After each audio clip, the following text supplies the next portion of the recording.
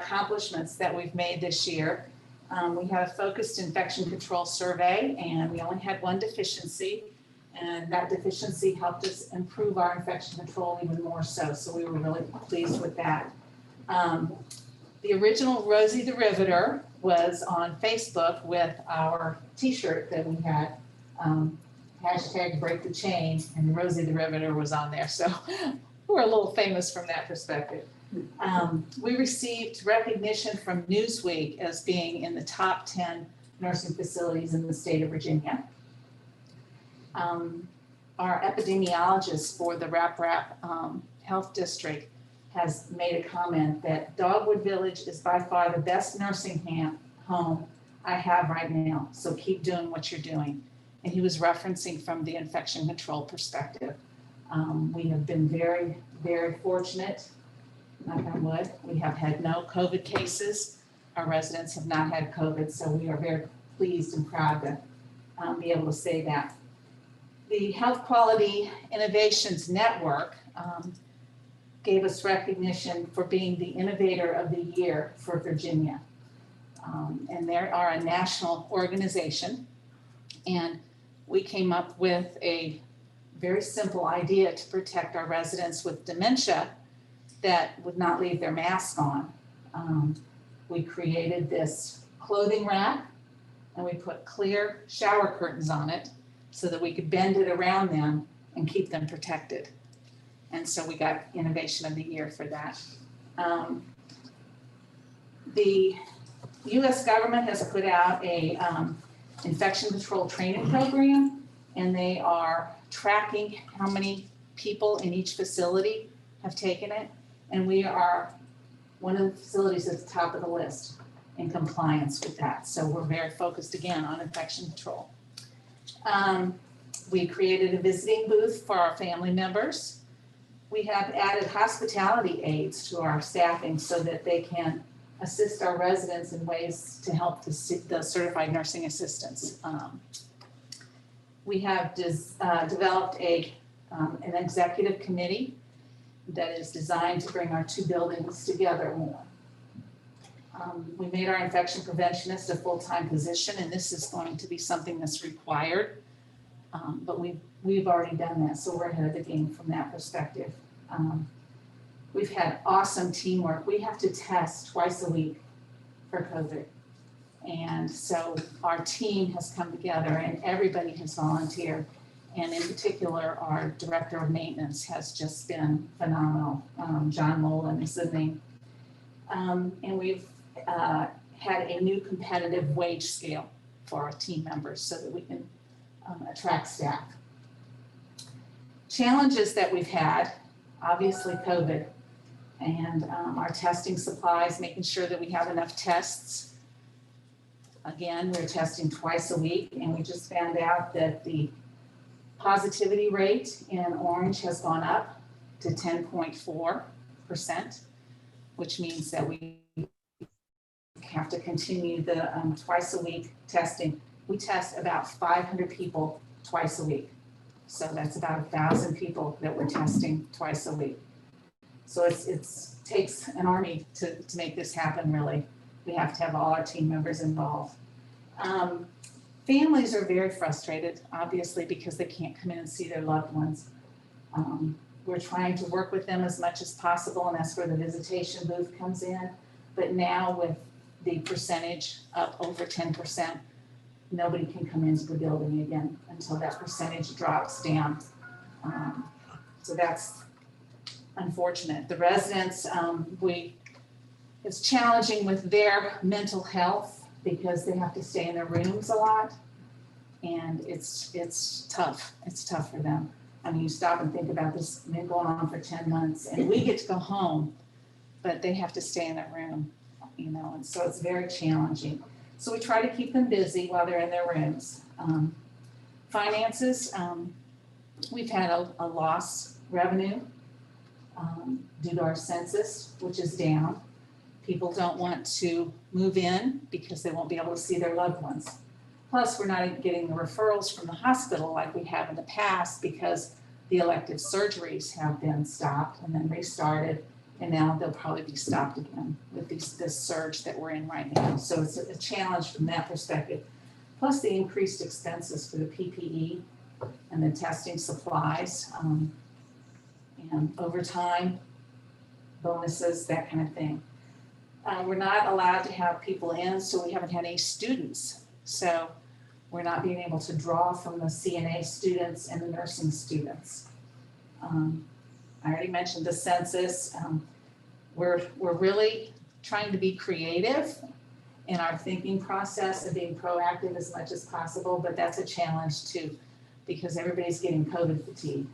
And the number of man hours it takes for screening and testing is just unbelievable, because like I said, it's not 1 or 2 people that does it. It's usually about 10 people that's doing the testing, and then they have to go back and do their normal jobs. So it can be a real challenge. And staffing, we're maintaining our staffing, but we have open positions, and again, a lot of people don't want to come in to the nursing home business right now. Somebody told me they heard on the news that working in a nursing home right now is the most dangerous job in the country. I said, well, that's not good. Pass that around.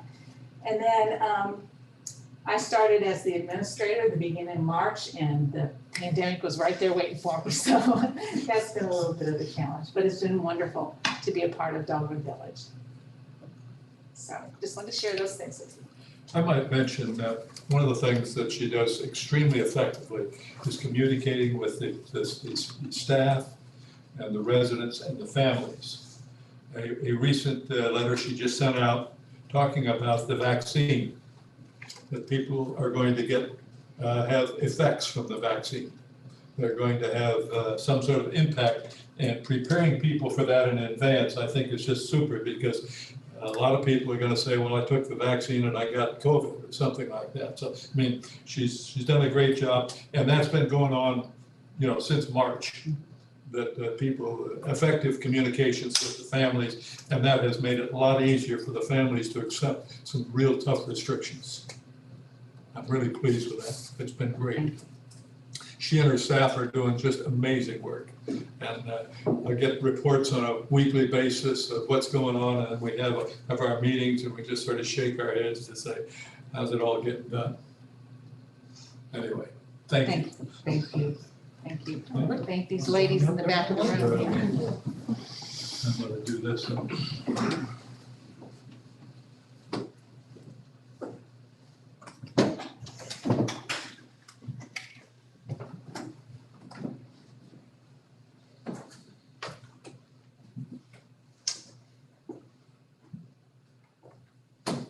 Because of the work you do, that's why I'm wearing this.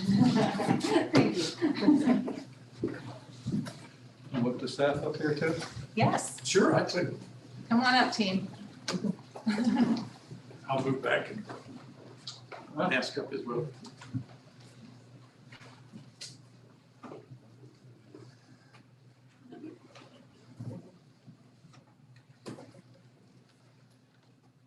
Might as well get here so everybody in the public who's watching this will know we're all here. I'll go ahead and read this. A resolution to recognize and congratulate Dogwood Village on its 50 years of service to the citizens of Orange County and its selection as one of the 10 best nursing homes in Virginia. Whereas about 55 years ago, Orange County Supervisor Monroe Waugh and Lindsay Gordon identified the critical need for long-term elderly care in Orange County and began efforts to meet that need. And whereas the citizens of Orange County, as indicated in a survey initiated by the Board of Supervisors, strongly supported meeting that need. And whereas in 1967, the Orange County Board of Supervisors approved the construction of a 51-bed nursing home. And whereas in 1970, the Orange County Nursing Home began operations, and the board appointed a nursing home commission to oversee the operations of the nursing home.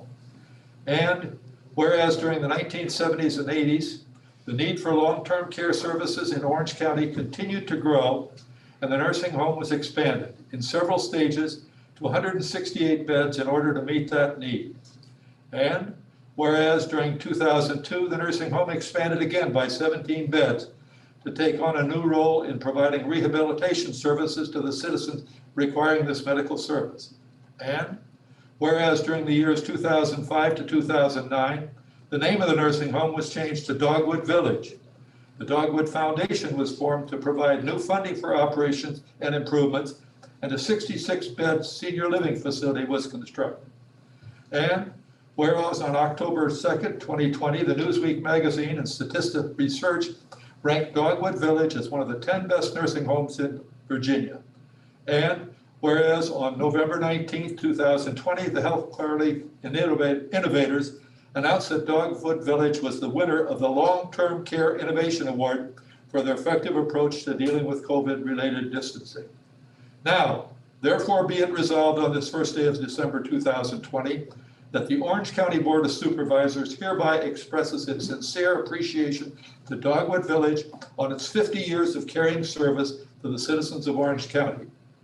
And be it further resolved that the Board of Supervisors congratulates the staff and volunteers of Dogwood Village for being selected as one of the best nursing homes in Virginia and for winning the Long-Term Care Innovation Award. Certified, James P. Crozier, Chairman, Orange County Board of Supervisors. Congratulations.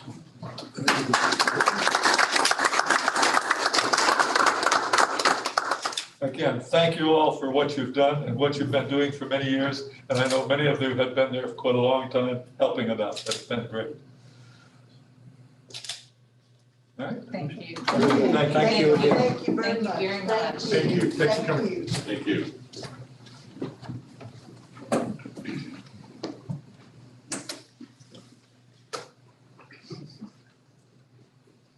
Here, let's take it back to where it belongs. Thank you. Can y'all hear me? Can? Okay. I just wanted to make sure. Thank you.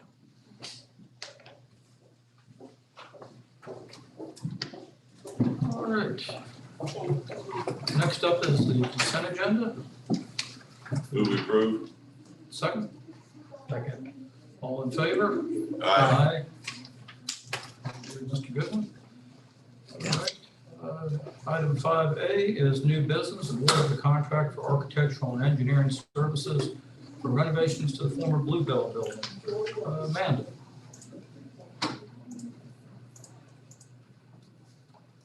Good evening, Mr. Chairman and members of the board.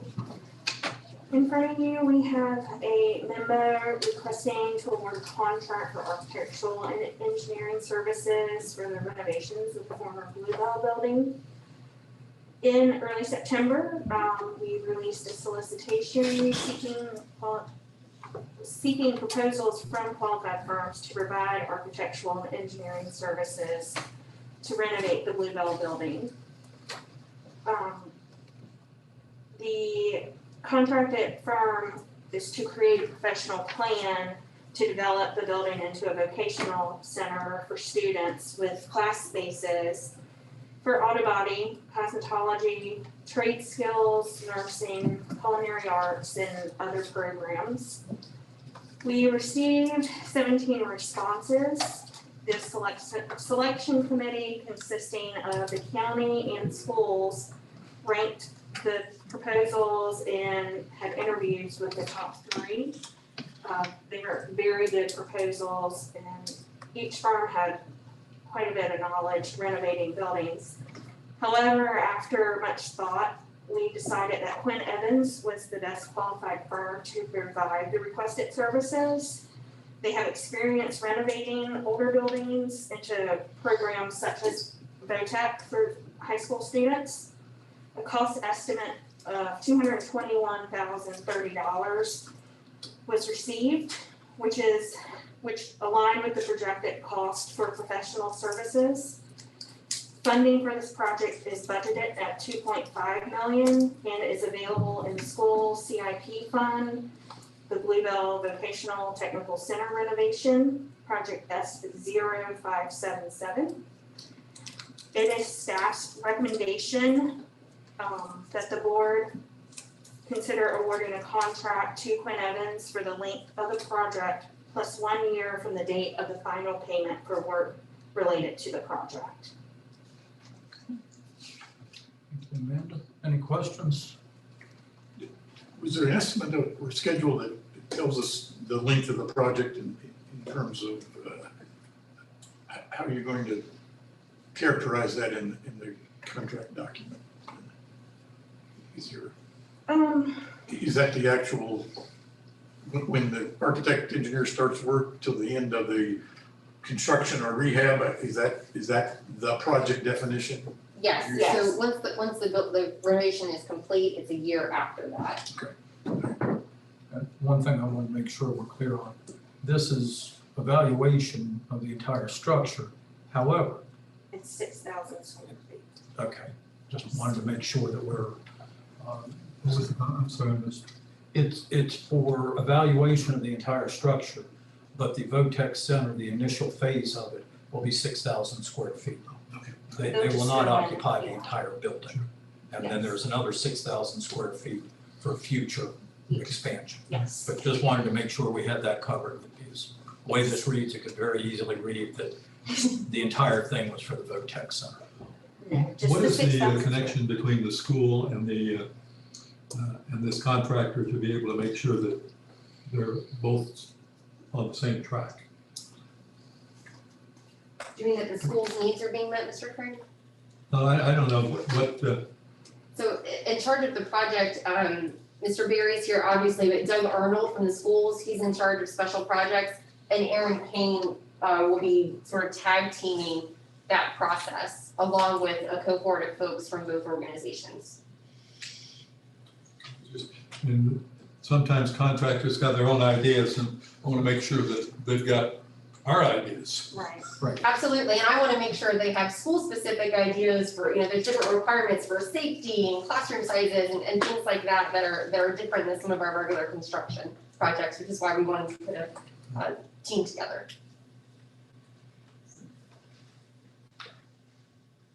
Anything else? Might I speak to that, Mr. Frank? Would you- Sure. Part of the proposals, all of the, those who bid on the project did talk to involving school staff in with the determining of how to do what to do. Because we, like you, don't want to say, okay, you have this grand plan that you did somewhere else, but it doesn't fit our needs. And so there will be constant conversations between our CTE instructors, our director of secondary instruction, and others to make sure that they are meeting the needs of Orange County and not Okay. some All right. other group. And it's just want to make sure that connection is tight. And this is actually a county project to assist the schools. So Aaron will be involved throughout the process as well. That's fine, thank you. Any other questions? All right. Move to approve if that's where you were. Yes, that's exactly where I was at. Is I'll there a second? Okay. Any further discussion? All right, all in favor? Aye. Aye. And Mr. Goodwin is aye. Very good. Thank you, man. Thank you so much. Pass my technical issues here. Okay, next is item 6A, under old business, SUP 20-01, Mid-Atlantic Pyrotechnics Art Guild. Sandra Thornton, Plan Services Manager. This was carried over from the December 1st public hearing. Mrs. Thornton. Good evening. Can you hear me okay? Yes, indeed. Okay, great. At the meeting on the 1st, I did review the staff report and summarize the Planning Commission's recommendation. The resolution regarding the Planning Commission's action had been in your December 1st package. This evening, if it's appropriate, I wanted to review the Planning Commission's deliberations of this matter. Yes, go ahead. And as I mentioned last time, this application the processing of it was significantly affected by the I guess, advent, you could say, of the pandemic and how we've been operational since March. The Planning Commission opened its public hearing on this matter on May 21st, 2020, at which time the initial staff report was presented and representatives of the applicant organization gave their presentation to the commission. The commission's discussion focused on noise concerns, debris, parking, camping, the history of the organization, what constitutes an event, and the qualifications of participants in the proposed activities. The hearing was continued to June 4, 2020 for the receipt of public comment.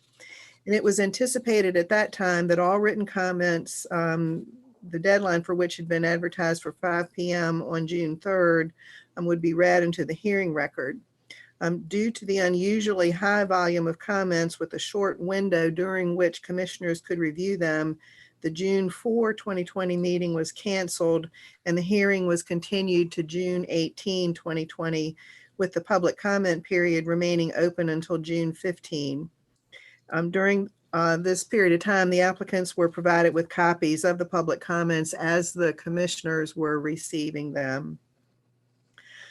At their June 18 meeting, the Planning Commission considered a request from the applicants and their legal counsel for postponement to the Commission's August 6th regular meeting date to allow time for counsel to review the materials received to date. The Commission voted unanimously to accommodate the applicant's request. By letter dated July 20, 2020, the applicants submitted proposed amendments to their original application in response both to public comments received through June 18 and also to conditions proposed by staff in the original staff report. On August 6, 2020, after considerable discussion about the requirements of the continuity of government ordinance adopted by the Board of Supervisors on April 28, in response to the COVID-19 pandemic, the Commission voted unanimously to request that the board consider revising the ordinance to allow comments to be entered into the official record without having to be read into the record. The motion called for continuation of the public hearing to September 3rd or to such date as action had been taken by the Board of Supervisors with respect to the handling of written comments. In total, the Planning Commission received 141 comment letters in opposition to the proposal and 48 letters in support of the application.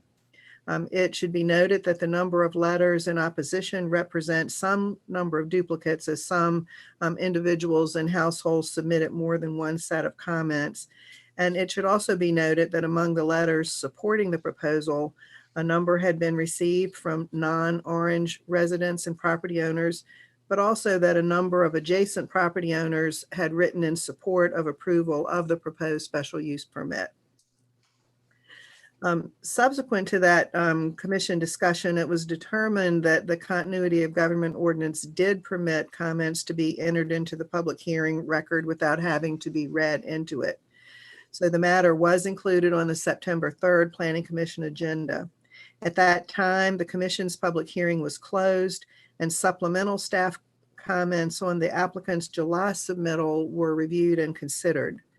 The commission discussed with the applicants the history of complaints about their activities on another property, the history of the 2016 zoning text amendment to add this use to special uses in the agricultural district, and concerns about hours of operation, noise, and environmental issues.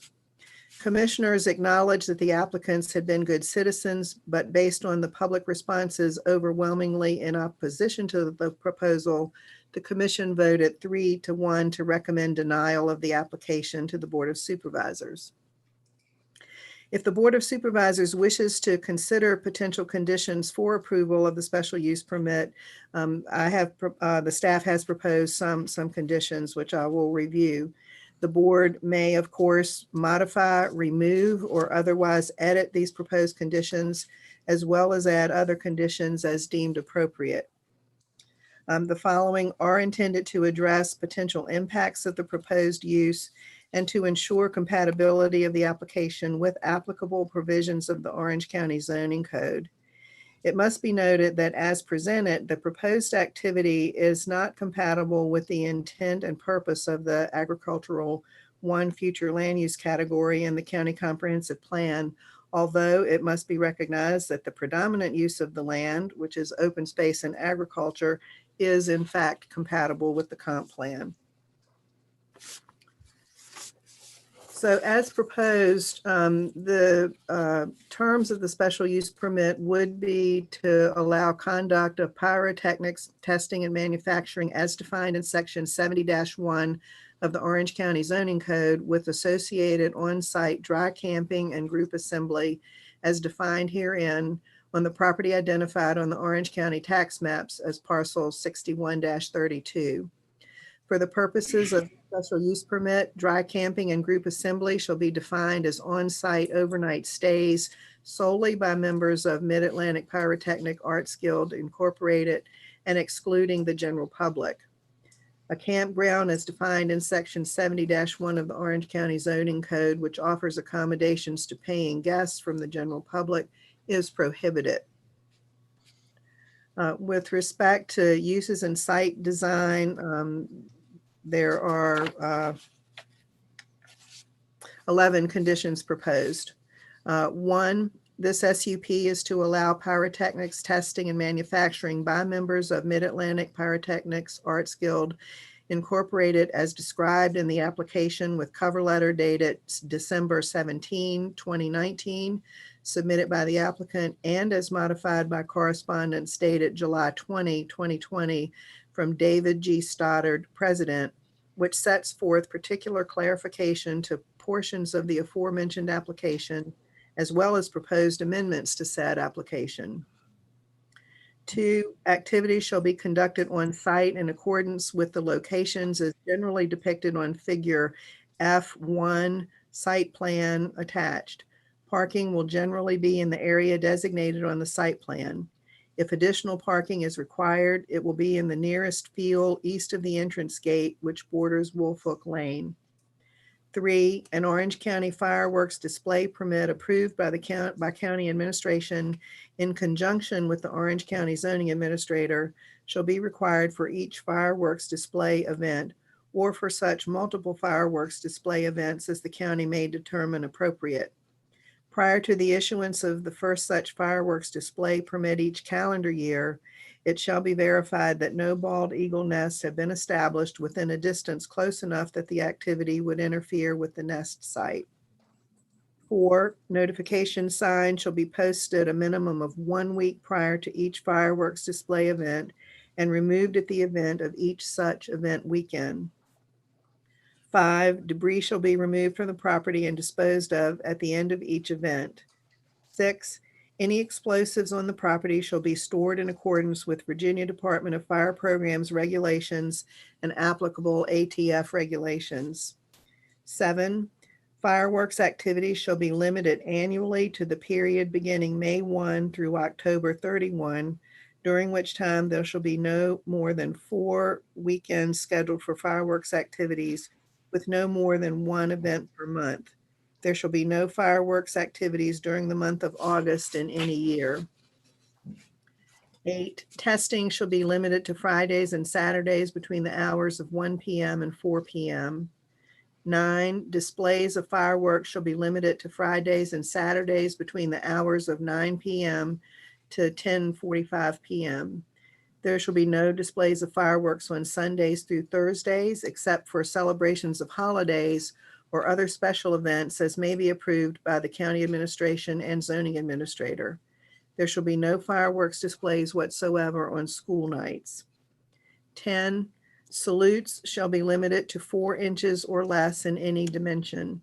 Fireworks that exceed NFPA code limitations shall be prohibited. NFPA-1123-2018 permits salutes up to 5 inches in diameter. By restricting salutes to 4 inches, the volume of pyrotechnic material is reduced by 49%. 4-inch salutes are used in the vast majority of displays in the USA. The loudness of the 4-inch salute is half that of the NFPA code permitted 5-inch salutes. 11, attendance by members of at Mid-Atlantic Pyrotechnics Arts Guild Incorporated at testing and fireworks events shall be limited to 100 attendees per event. There will be no public access to MAPAG events. And that concludes the proposed conditions. Mrs. Thornton, I have two questions. Item C addresses a permit approved by the county administrator in conjunction with the zoning administrator. And item I refers back to the same thing. And I need to direct this to you, but also to the county administrator, or not the county administrator, the county attorney. Is this not the reason that this went to an SUP, that it removed those? Yeah, we shouldn't be doing permits. They Right. used to do this by permit, but the display permit was for fireworks event, which is not what you're supposed to do. And so what we told them is you can't be using permits as the methodology to do what you're trying to do, because And that's where we've ended up. Right. under that's why special we have use. this Right. use permit application out there. So those two items, those conditions need to be removed from that if it's moved to. Well, yeah, they're internally inconsistent, they're Right. contradictory, self-contradictory. You mean you would not have them get a permit each time? No, that was the entire reason for the special use permit. They are limited to the particular activities. In the past, what was it, as much as 36 permits a weekend because of individuals? No, we were doing them per event, but maybe you could think of this is the difference. A county fair might need a permit, Kings Dominion doesn't, theirs is a land use issue. So, Kings Dominion does whatever zoning they need to do to be able to do that there permanently. And you don't, whereas a local fair might require a permit to operate because it's a sporadic event. And what our fireworks permit is designed for a display event, a public display event, which is not what you're supposed to do. And that's what prompted this to start with. They don't need a display permit because they're not doing a public display. And in fact, one of the conditions is they can't even let the public come on. Right. So, they don't need a public display permit, but they're not allowed to let the public come on. So if in fact there's a motion and a second to move this forward, that would need to be rewritten in this, correct? Yeah, it's internally inconsistent. Okay. Mr. Chairman, if I may, I think that this, and I had understood too, that part of the reason for the zoning text amendment was to basically obviate the need for them to come, each time they wanted to do an event, to come get a permit. It had also become apparent that in the past, there had been no real communication between county administration and the zoning staff, about the events. So, I guess the zoning administrator had been unaware, of these events unless they, learned about it some other way. I think through some of the commission discussion, one of the matters that information that I believe came from the applicants was that, part of this process of obtaining the county permit is what I believe, and please correct me if I'm wrong. Part of that process was to notify the, 911 center and whatever, public safety people needed to be aware of these events. So I don't know whether that's a matter that, maybe a condition should address, just to ensure that everyone who needs to know about the events knows. Ms. Thornton is correct. It is the county administrator's office responsibility to communicate to dispatch and fire, EMS, and the sheriff's office when a permit has been issued in case there are. Okay, but this is my whole point with this. Going with a special use permit was in place of getting individual permits. I have no problem if this is moved forward where there's a notification requirement. But In addition to the notification signs, in other words, they say notification sign, but they notify the county administrator. right, because as Mr. Latchney and I both, we sat through these meetings, and that was part of the entire discussion and the reasoning for this. Absolutely, there should be notification, but if they were going to get individual permits, then you could throw this out and they'd get individual permits. Well, that's the point. If permits are the valid way to go, then we don't need to do this. Right. So, Mr. Chairman, I think that's, we're bordering on one of the fundamental issues in front of us. This request as presented is a land use matter. Right? And because it's a land use matter, that directs us to our comprehensive plan. And land use decisions are guided by our comprehensive plan. The plan that exists today has been in effect since 2013. And it actually provides very explicit guidance with regard to the matters involved in this SUP.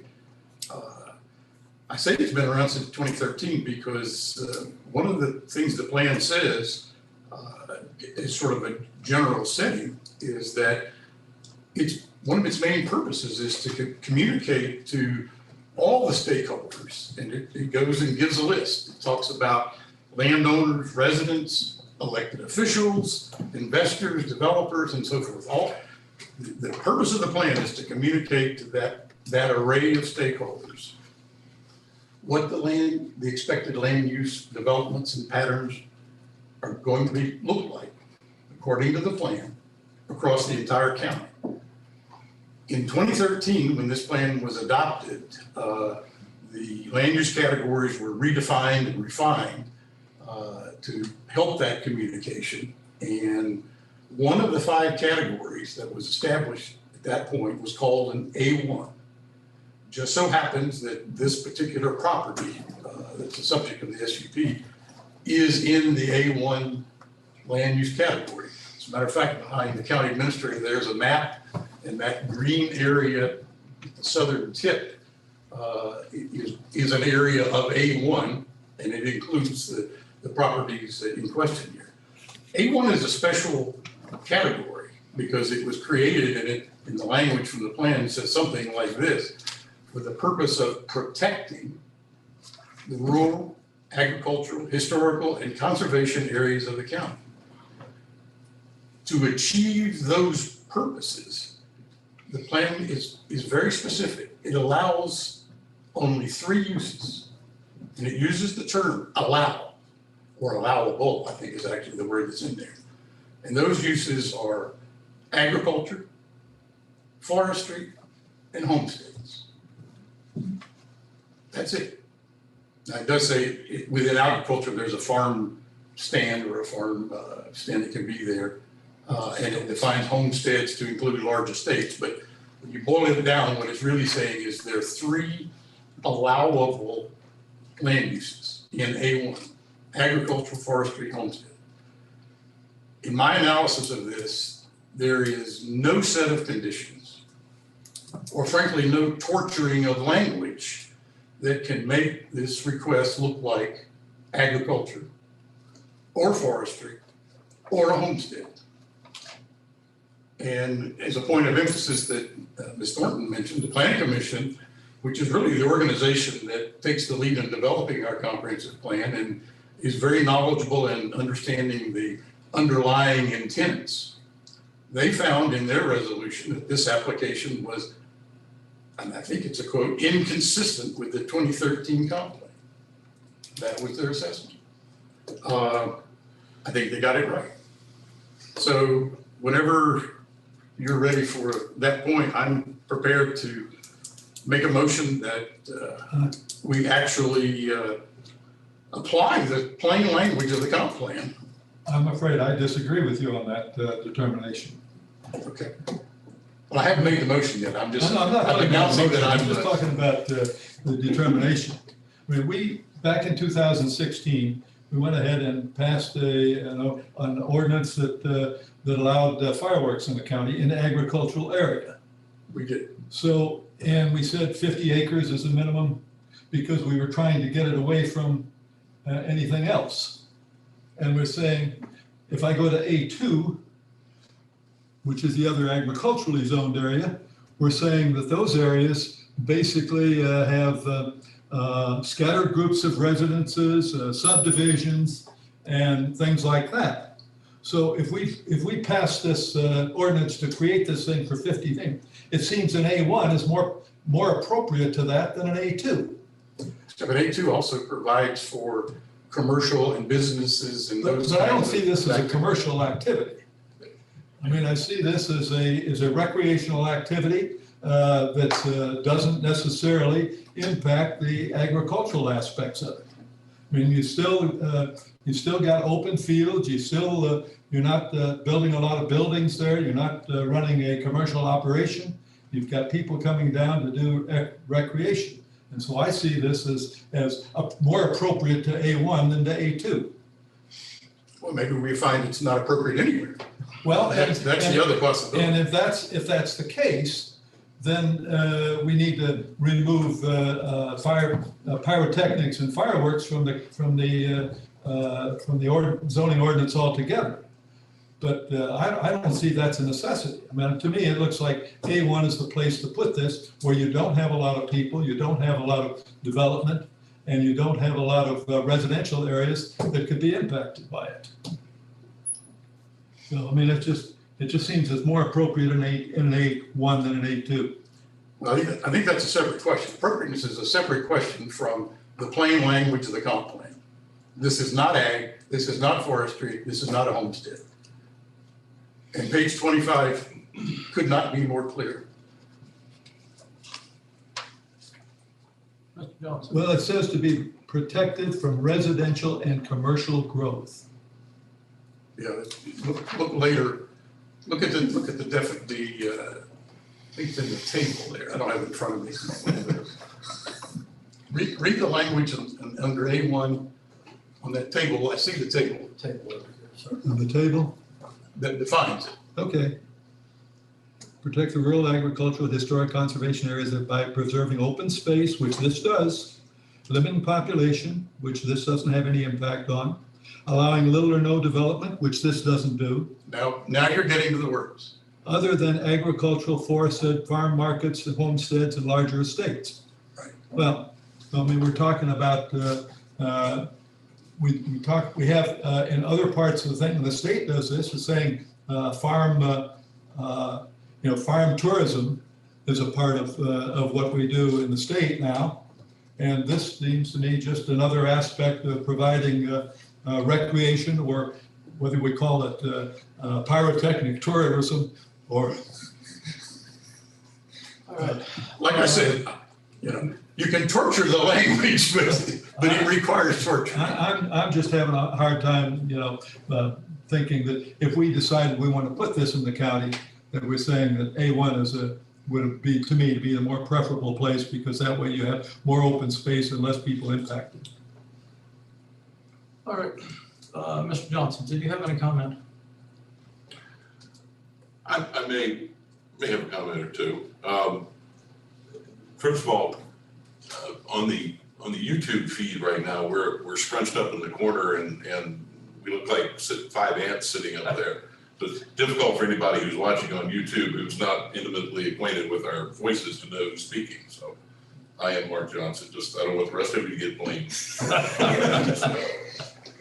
I'm not Mark Johnson. Yes. Jim looked at this from one angle, and obviously Lee's looking at it from another angle, and there's open to discussion there.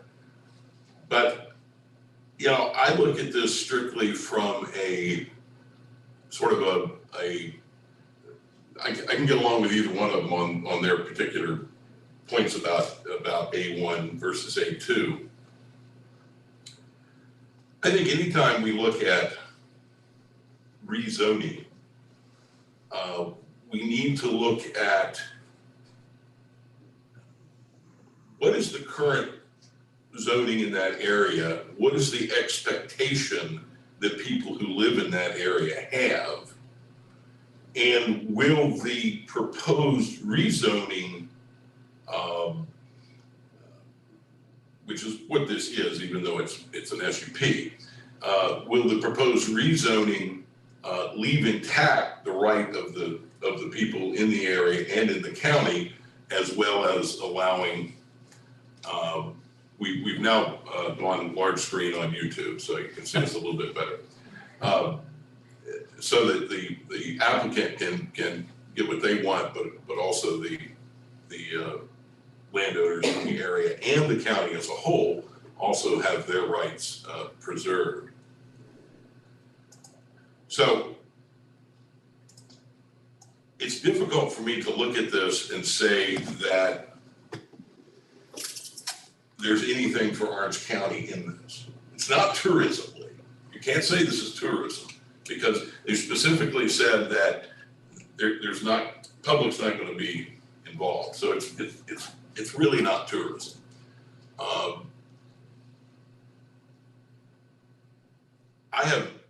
have nothing against fireworks. I think fireworks are fine. This is something more than fireworks. This is a club dedicated to experimentation, it's a hobby. It's done purely for their enjoyment, their entertainment. It is not done for anyone else. It's purely a club. And their request is purely for that club.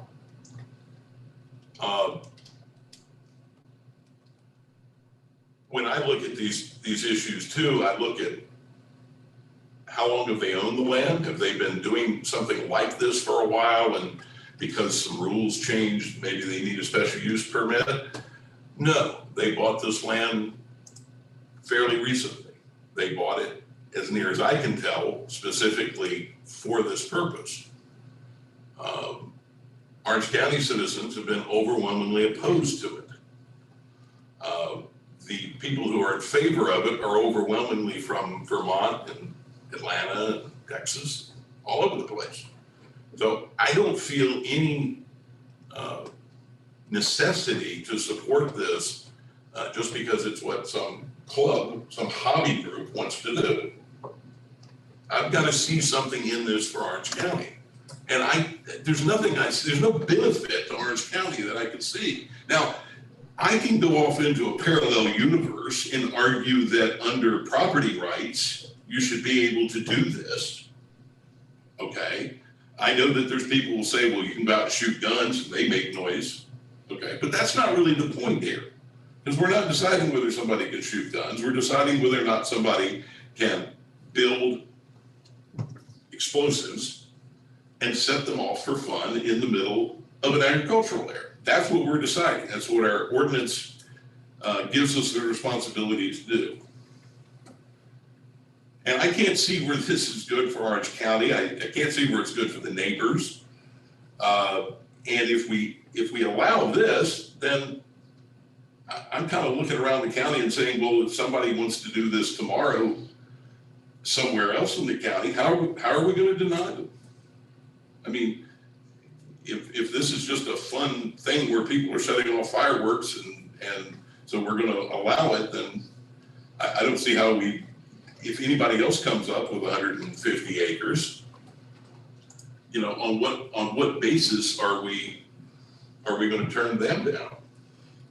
Do you feel that we should basically remove that aspect from our zoning ordinance for fireworks in agricultural areas?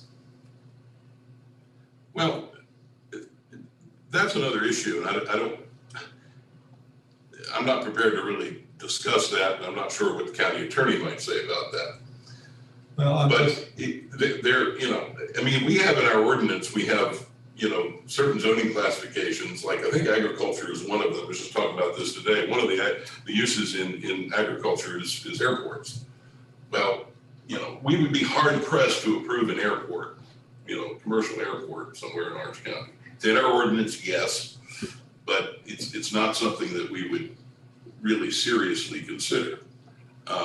And so to answer your question, I don't know. We would have to talk about that and know the ins and outs of that. I would just sense that if we couldn't do it here, we can't do it anywhere in the county. If we can't do it anywhere in the county, let's get it out of the ordinance.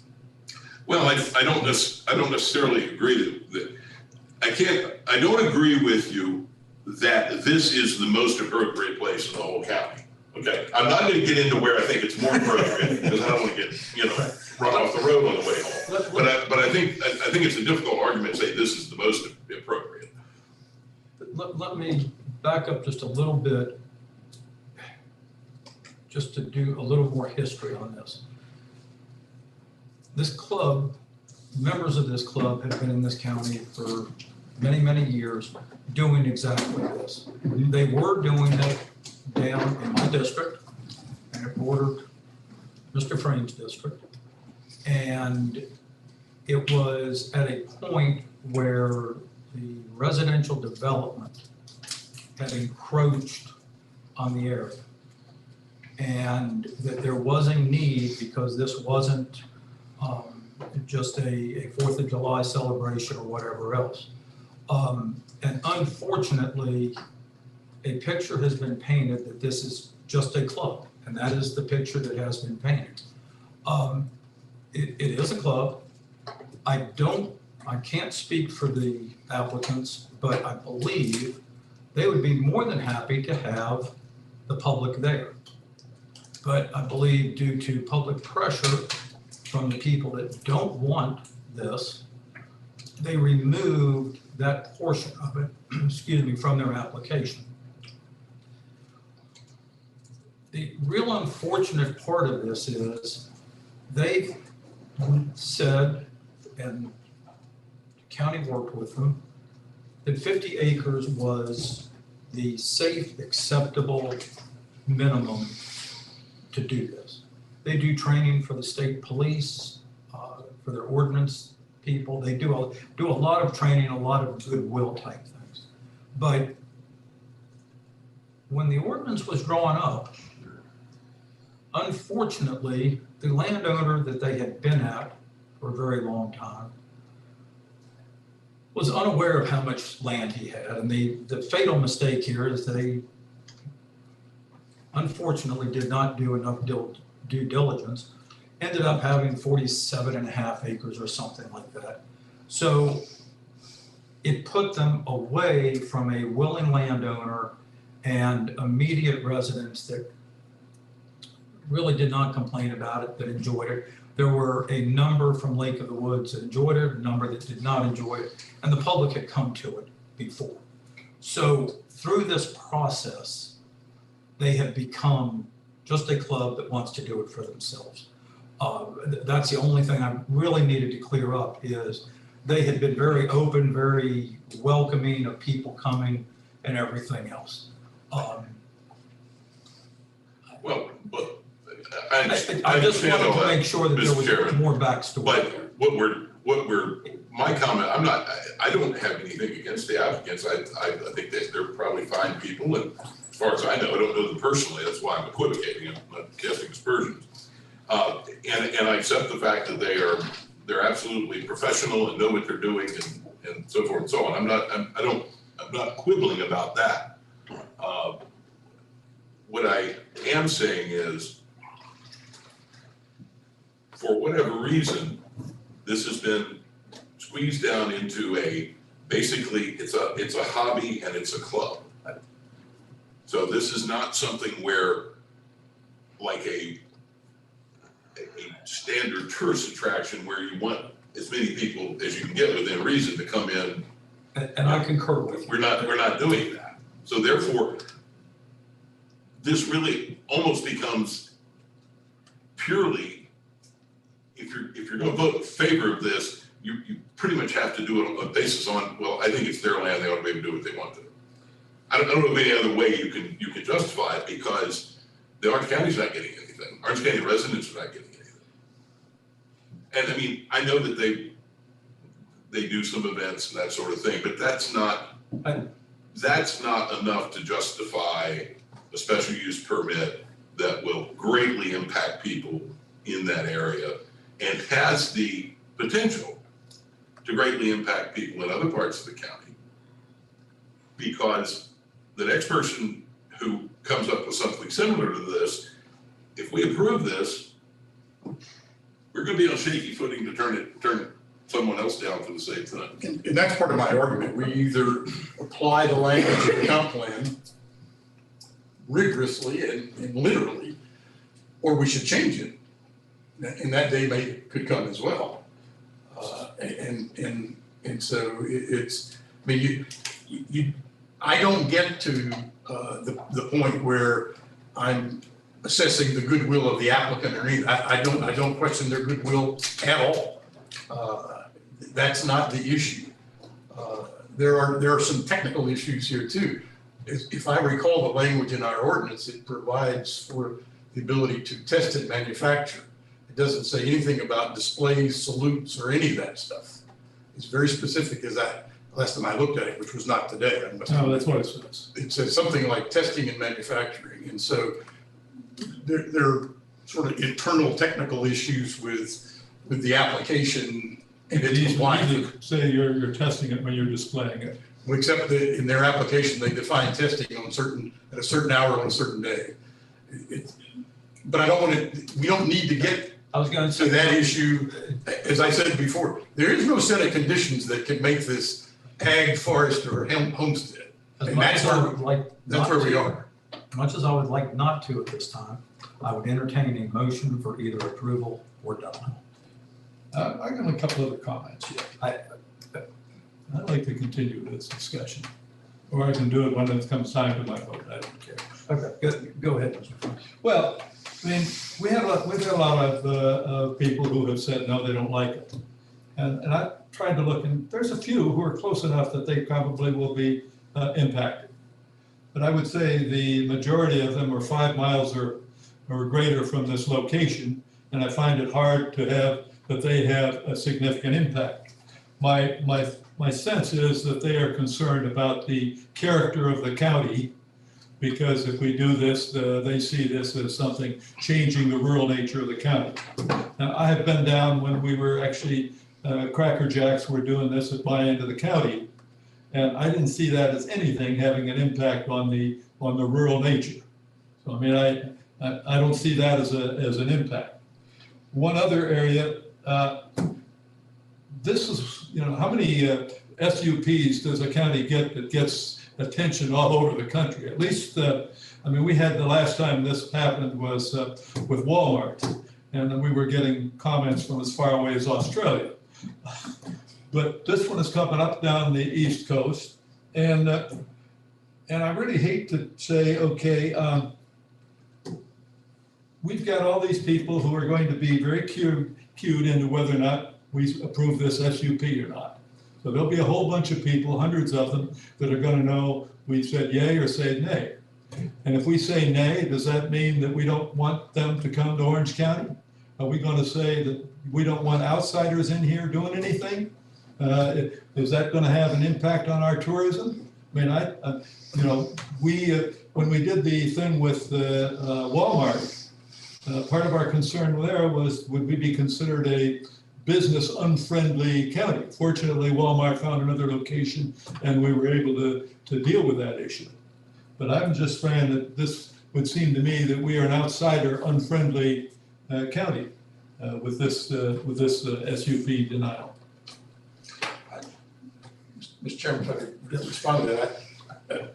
I share that concern in part, but I had 2 occasions within the last month and a half to speak to, one case a landowner, another case someone interested in developing something.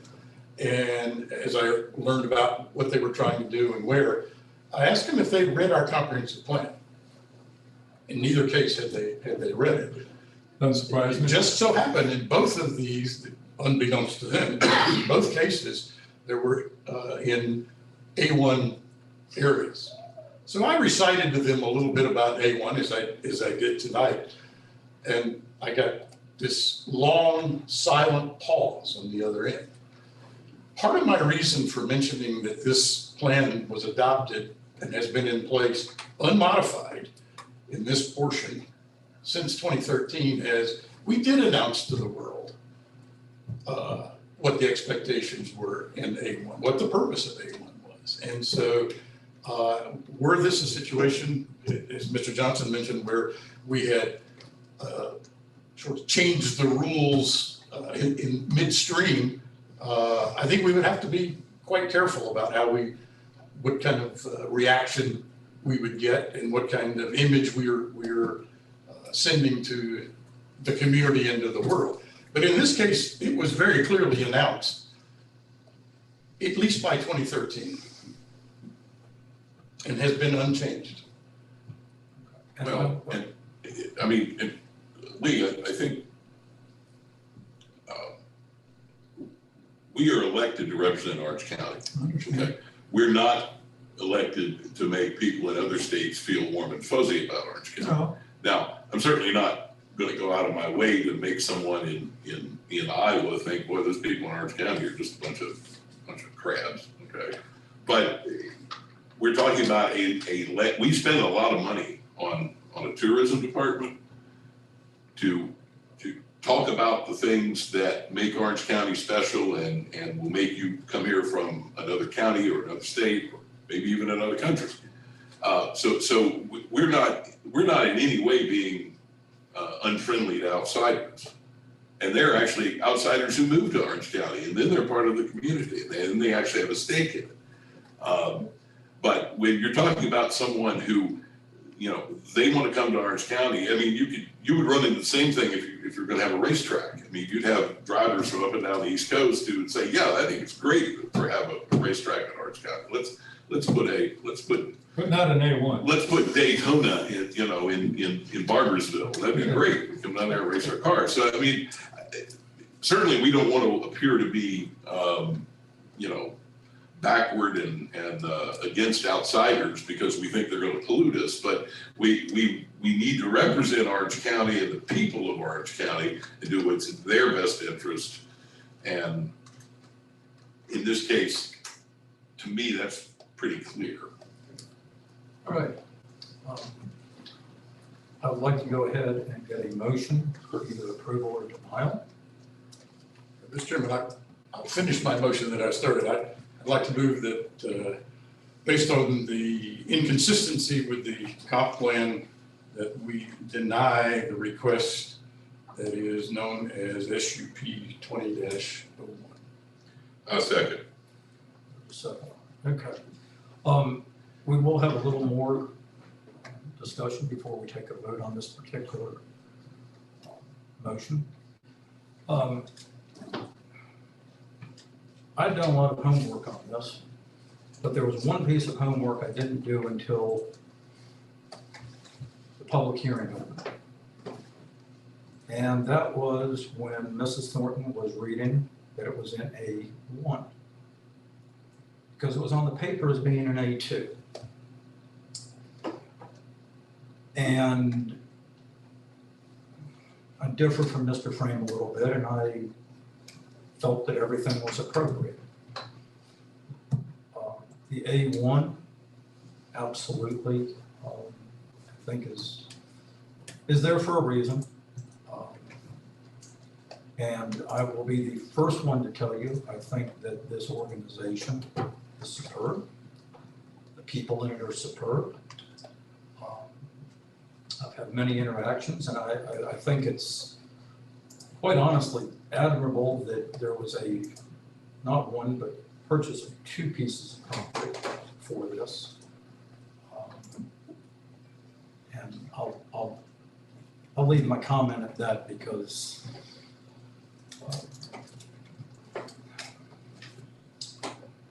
I honestly would not like to be a part of this vote, but I am. So with that, is there any more discussion regarding this particular motion? God, no. All right, Mrs. Simpson, Ready for the roll call vote. Sure. Mr. White, Aye. Mr. Crozier,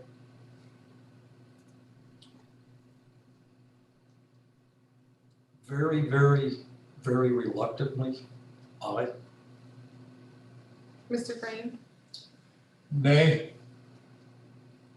Mr. Goodwin, Nay. Mr. Johnson. Aye. All right. Then aisle passes 3-2. Moving on to our next item. Mr. Crozier, just to make it clear to those watching on YouTube, the motion was to deny, and the motion passed, so the application is denied. That is correct. Yes.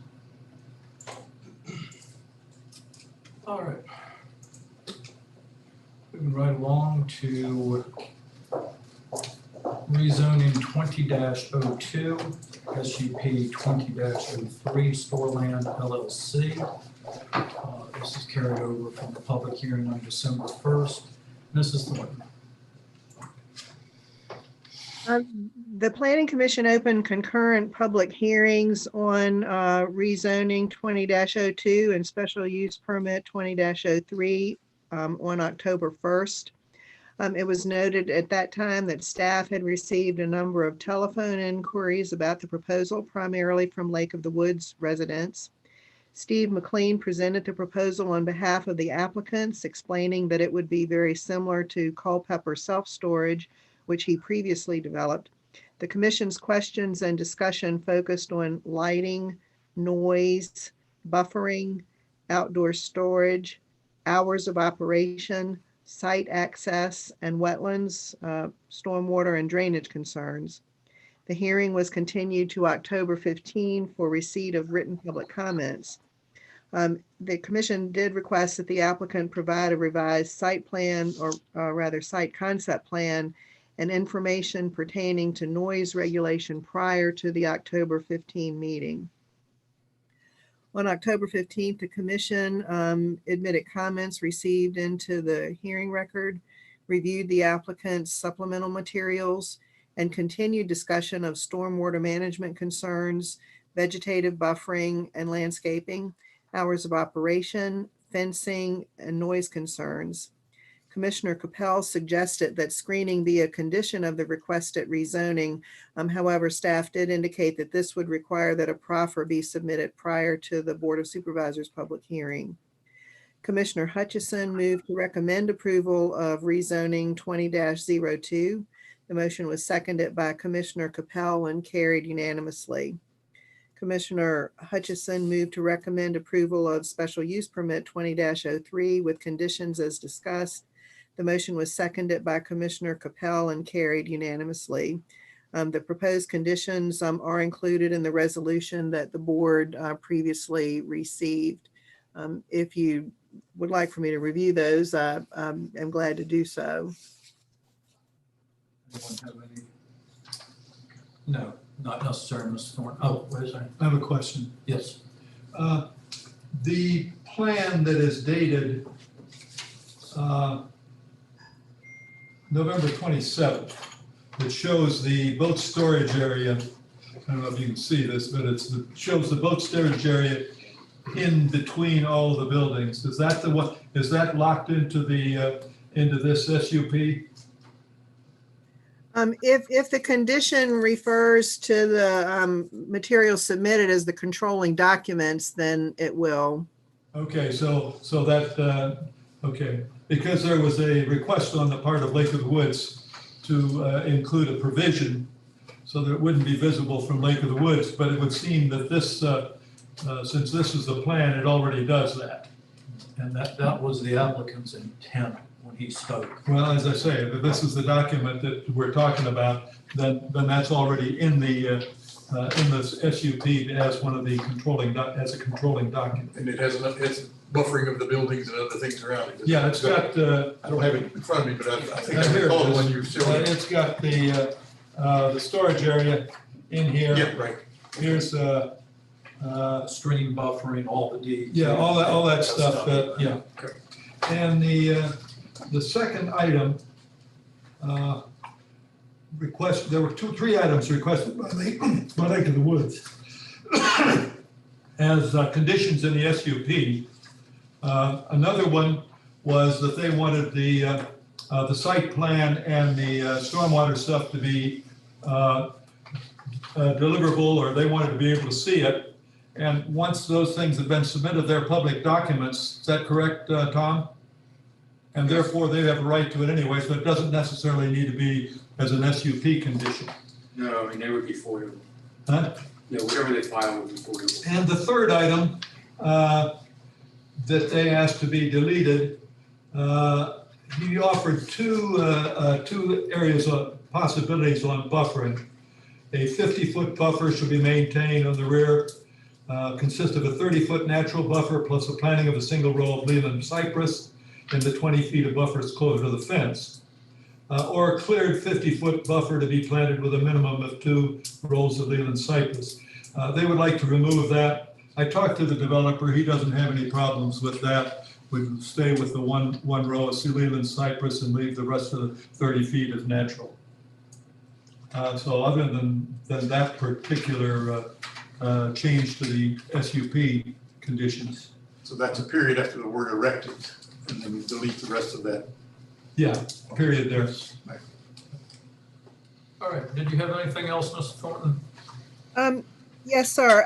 I just to follow up on Mr. Frame's points about the revised site plan that was submitted after the Planning Commission's hearings. I'm thinking that the conditions may want to reference materials that were submitted, or all the materials that were submitted. I think if we say submit it with the application, that refers to the original submittal. So we just want to, I think, add some clarifying language to mean to include the and revised prior to the yes, the revised site plan. Yes. Okay, I don't have a problem with that. That's just What that I've makes done- it clear. What I've done in the past is reference the date of the site plan that will Okay, then be let's included as add part of that. the adoption. And let's add that. I'm fine with that. Yes, sir. Given that, I would move that this SUP be approved.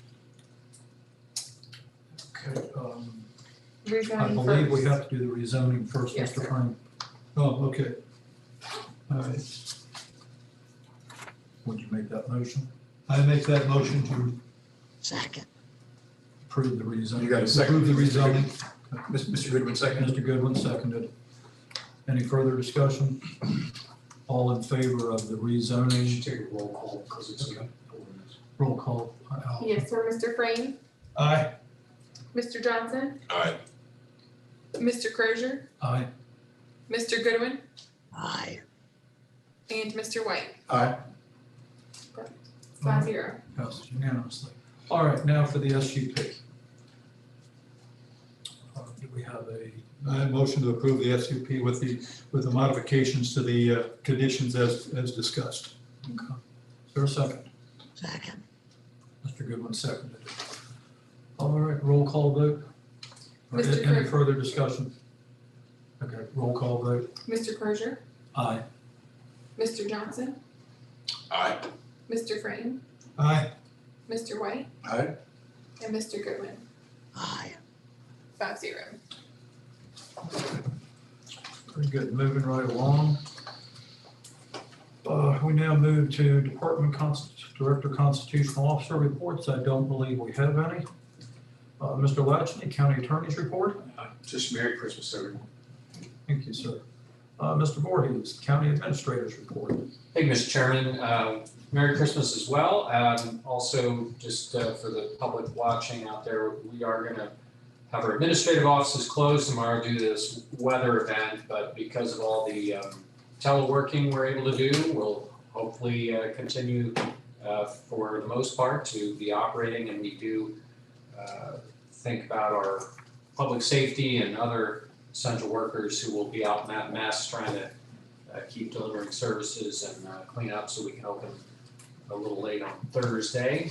And aside from that, our newsletter published today, so folks, you can take a look at that. We're trying to keep adding to our subscription, so if folks want to sign up for that, they can do so by accessing the newsletter on the website, or call our office and we'll sign you up. And finally, I just thought I'd mention that Army beat Navy this weekend, 15-0. It was a historic game. Did anybody see it? It was well watched. There were some in attendance. I'm talking about Pretty foggy though. Yeah, I'm talking about. I know we heard the Blue Angels and heard the Apache helicopters. I don't think anybody saw them. I'm glad they didn't see each other too close. But anyway, I just thought I'd make sure Mr. Frame was aware of the outcome of that game. I did not go to the Naval Academy. I got an education. All right, thank you, Mr. Voorhees. Board comment. Mr. Chairman, I do have one. It's the comment I actually planned to make before tonight's discussion on the SUPs and the other matter, but it was based on conversations that I referenced and have had in the past. I think it's important that as an entire organization, not just the board, but staff and everyone, make a habit of pointing inquiries to our comprehensive plan when it involves land use matters. There's some important information in there that describes our expectations, and it's meant to be a communication tool for us. And I think it's important to use that and get in the habit of directing people to that, discussing it with them, whatever the case needs to be. I think it would help going forward to Absolutely. just make that a part of our the way we conduct business. Thank you. And I'll make one comment regarding applications for SUPs. It is a landowner's right to apply.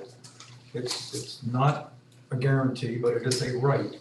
And that is something that our citizenry needs to understand, that just because someone has the right to do something and they do it, does not automatically give them permission. And it does not mean that the Planning Commission nor the Board of Supervisors are good or bad people because they look at it. That's how government is set up, and that is how our process works. And if it didn't work in that manner, I wouldn't want to be in this country. So it's very important that all of our citizenry be aware of not only their rights, but their obligations. And to remember that part of our job is to bring the varied views and opinions and come to what ends up being what we ultimately believe is the majority of the group, the appropriate thing for the county. And that's an issue that I've had with some of the issues we've had come before us, is people do not have an understanding about the rights of the people applying. And I just would like our citizens to remember that. Mr. Johnson, you have anything? I would just mention that the circle in Somerset is completed, and come out and visit if you haven't. Is the store open? Around a few times. You're gonna put a gazebo in the middle? There's some trees there. It's free. You can take the ride for free. Yeah, no toll yet.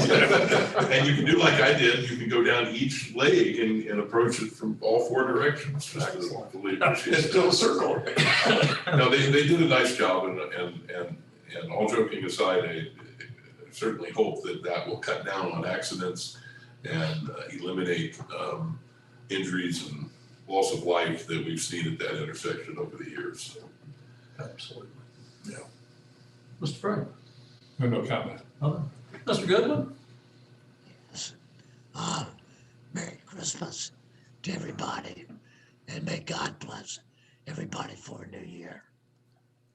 Thank you, Mr. Goodman. Mr. Chairman, I just want to build on what you said about the SUP and kind of call attention to the board. Solar facilities is a classic example where we don't really speak to that in the comp plan. And we don't have specific ordinances on it. We're relying on the SUP process to deal with it. And we are getting lots of inquiries, and so that's a tough one for us because you can sort of, as was said Well, I don't earlier. think it's tough. Yeah, well, it's very site specific and Yes. it's a challenge for us, so. Yes, That doesn't belong and- in A1. Well, Okay. and That was one of the inquiries that I mentioned, but not by, And- it was in an A1 area. And just for the record, Sarah was here from Dominion 2 meetings ago, I believe, Sarah Marshall. and stated the need for more square mileage of solar arrays than Fairfax County size.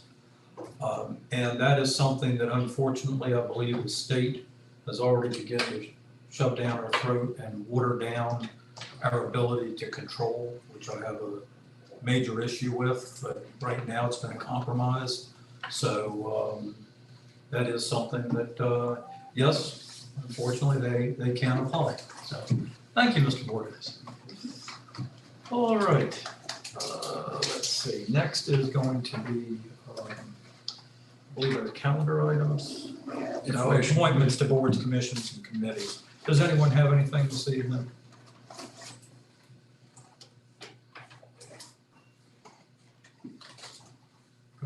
Going. All right, we'll move on to the calendar. Do we have anything that we need to schedule on the calendar? Yes, sir, Mr. Chairman, we have a request for a zoning text amendment and a subdivision text amendment. And if you, these have been recommended for approval by the planning commission, so they're forwarded to you. And if you want me to look up the specific section before you schedule them, I'm happy to do so. No, I have no problem with it. Does anyone else have any problem with scheduling it for the 26th of January? So moved. All right, all in favor? Aye. Very good. And with that being said, I believe I need one more motion. No, your Or public actually, comment. Public comment. Do we have anyone signed up for public No, comment? sir, no, we do not. All right, well, I'll open public comment, I'll close public comment. Now I need one more motion. I move to adjourn. Second. All right, all in favor? Aye. Merry Christmas to you too, Mr. Goodwin. Good to see you, Teal. Yeah, Merry Christmas. Have a good evening. Thank you, Mr. Thornton.